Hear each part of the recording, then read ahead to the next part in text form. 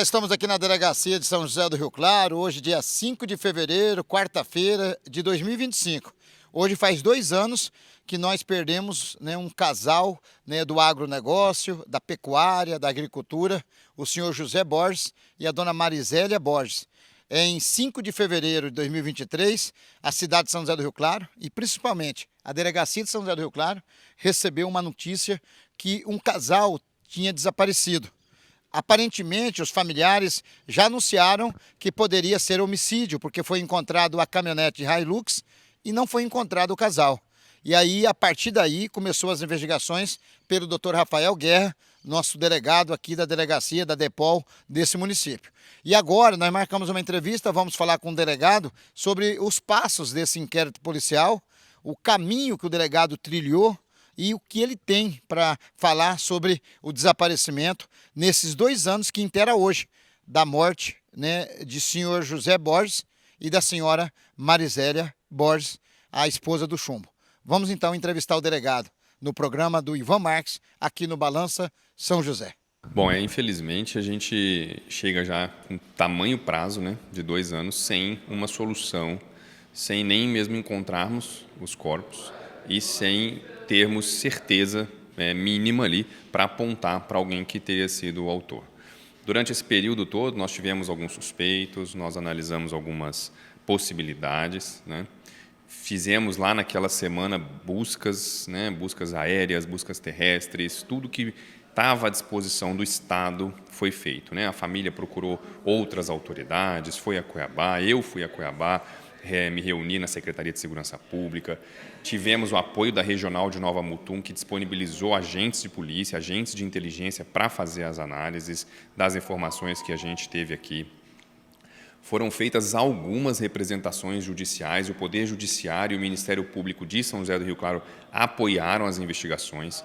Nós tivemos diversas quebras de sigilo, tivemos talvez mais de 1.000 planilhas analisadas pela inteligência de Nova Mutum. As investigações aqui na cidade, para ser o mais isentas possíveis, foram feitas somente por mim e por uma escrivã da cidade. Nenhum investigador aqui atuou nessa investigação para que não houvesse qualquer fala a respeito de suspeitas ou coisas do gênero, porque eu sei que houve essas fofocas aí na rua. Então, foi feita a investigação somente por mim e por investigadores de fora. Mas, infelizmente, nós não conseguimos, mesmo analisando quebras de sigilo, quebras de torres e em tudo que foi possível, chegar a uma conclusão, chegar a uma pessoa. O que nós tivemos de mais próximo ali, que poderia ter nos ajudado, infelizmente, a população, naquele desespero de achar uma resposta, de ajudar, atrapalhou um pouco, que foi mexer no carro.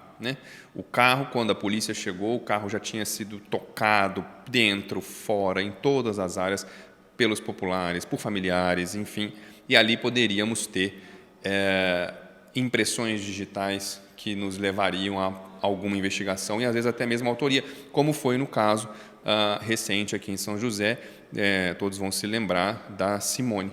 O carro estava lá e no carro a gente já identificou a impressão digital e temos uma pessoa indiciada, denunciada e presa por conta das impressões digitais no veículo. Então isso poderia ter acontecido lá, mas infelizmente com a cena toda descaracterizada não foi possível. E as investigações de tecnologia não renderam os frutos que a gente desejava. Doutor, o que o senhor hoje vai fazer em relação ao inquérito policial? Qual que é a conclusão que o senhor chegou e que o senhor vai poder hoje desenhar o fato final desse inquérito? Bom, hoje mesmo, ainda hoje, eu recebi uma comunicação do juiz, doutor Pedro, aqui da cidade, perguntando se as investigações vão continuar, se elas não receberam algum fruto e pedindo o relatório da última quebra que ele deu.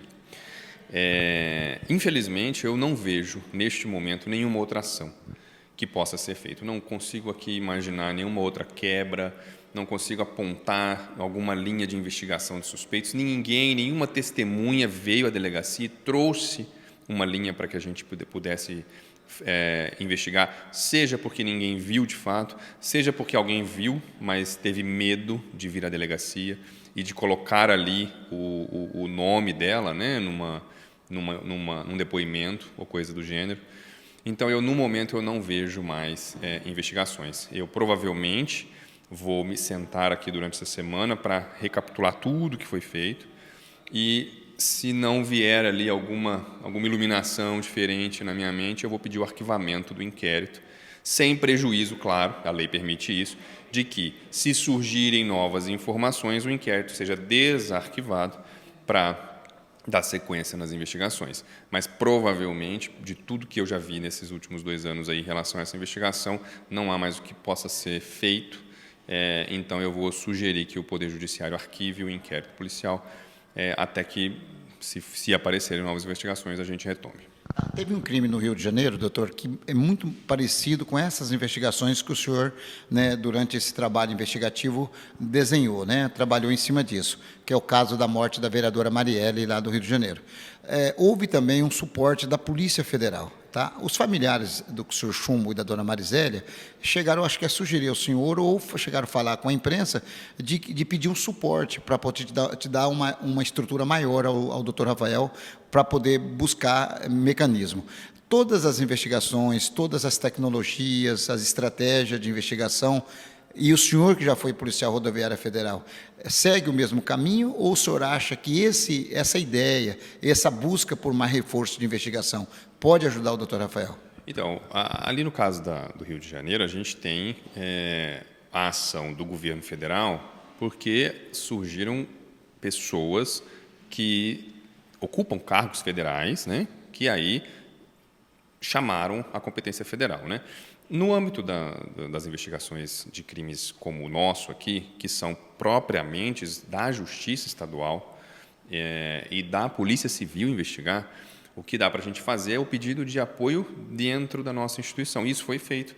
Como eu disse há pouco, nós fomos até a Secretaria de Segurança Pública, nós tivemos apoio da Regional de Nova Mutum, nós tivemos apoio... Na verdade, as investigações foram todas feitas por investigadores de fora. Veio o apoio.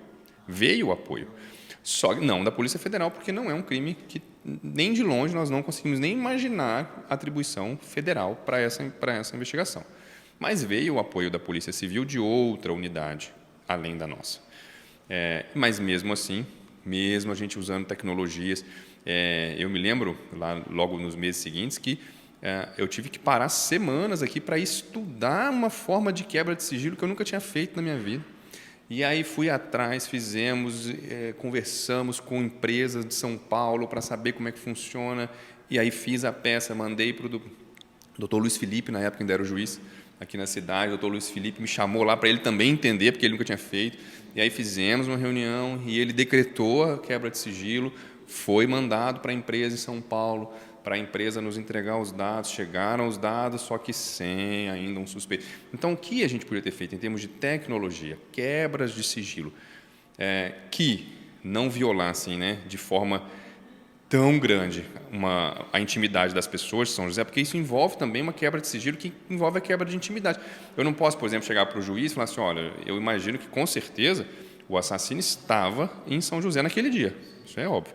Então, vamos quebrar o sigilo de todo mundo da cidade. Ele não vai deixar nunca, né? E aí seria uma medida, mas ele não vai deixar nunca isso, porque não pode, viola a Constituição Federal. Então, a gente tem a barreira, aí eu precisava de quê? De suspeitos, pessoas a indicar, mas ninguém nunca trouxe esses suspeitos, só chegaram fofocas, falas de rua.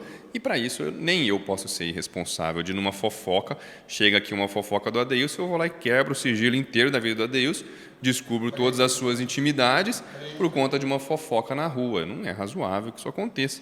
Então, eu precisava de elementos verdadeiros. Infelizmente, se é que alguém viu, não veio trazer esses elementos para a polícia, né? Então, a gente fez quebras de sigilo genéricas, gerais, que não invadissem totalmente ou demais o sigilo das pessoas de São José. E, ainda assim, foi um processo de convencimento com o juiz, porque, de certa medida, nós invadimos, sim, a privacidade, né, legalmente, das pessoas, mas num nível que não fosse demais, né? Então, por isso que eu falei que gerou mais de 1000 planilhas, porque a gente quebrou o sigilo praticamente de todo mundo que esteve em São José naquele dia, mas num nível que não invadisse demais a intimidade das pessoas. Mas, ainda assim, a gente não conseguiu nada que nos dissesse, nos encaminhasse para um autor. Doutor, só para poder trazer do sentimento humano, porque o senhor é considerado em São José do Rio Claro como um delegado que resolveu o problema do crime organizado, né, prendeu muitos traficantes, quadrilhas, né, envolvidas em homicídios, tráfico de drogas. O senhor, na verdade, fez uma limpeza da sua chegada aqui e da união que o senhor criou com a Polícia Militar. Qual que é a sensação que fica no coração do homem, do ser humano, do profissional, do homem que está vendo um crime que pode ser que nunca vai ser elucidado, porque, pelo que o senhor falou aqui com a imprensa, em todo esse período, né, dá uma sensação que não conseguiu resolver, né? Tipo assim, então qual que é a sensação que fica no seu coração perante a população, perante o Mato Grosso, perante o próprio governador, né, que pediu o empenho da Secretaria de Segurança Pública e do senhor como delegado aqui da cidade? Não, é uma sensação horrível, né? Uma sensação de impotência mesmo, né? Qualquer pessoa que é comprometida com o trabalho que faz, igual a minha aqui, que recebi familiares, né? Quantas vezes não tive a filha, né, chorando na minha frente, pedindo um auxílio, pedindo pelo amor de Deus para que eu fizesse alguma coisa. E assim, ao mesmo tempo que dá essa tristeza, essa sensação de impotência, eu tenho a consciência tranquila de que fiz tudo que estava ao meu alcance, no meu pequeno conhecimento de vida e de trabalho, mas que fiz tudo que podia, né? Mas é claro que fica esse peso, né? A gente quer justiça, a gente quer que as pessoas que cometeram uma barbaridade dessa estivessem presas por décadas, né? Se não para sempre, né? Infelizmente a lei não permite, mas que ficassem presas pagando por essa barbaridade. E infelizmente, isso realmente é um sentimento ruim. Eu me solidarizo com a família, sei da tristeza, imagino, né, a tristeza que isso não é. E não ter essa resposta aumenta ainda mais essa tristeza, né? Porque vai ficar aquela sensação ali ad eterno de uma dúvida, né? E da sensação de injustiça para a família. Infelizmente, né, não foi possível, mas eu não perco nunca a esperança, né? A esperança em Deus aí de que Ele nos possa iluminar e tanto trazer a justiça que virá para essas pessoas, né? E também, quem sabe, que apareça, né, alguma informação e a gente ainda consiga fazer aqui a justiça dos homens para essas pessoas, porque, como eu disse, esse arquivamento ele não é para sempre, ele não é definitivo. Se surgir prova nova, se surgir informação nova, não tenham dúvida de que eu voltarei para esse inquérito e farei tudo de novo que se for necessário para que essas pessoas sejam identificadas e as provas trazidas para que eles sejam presos.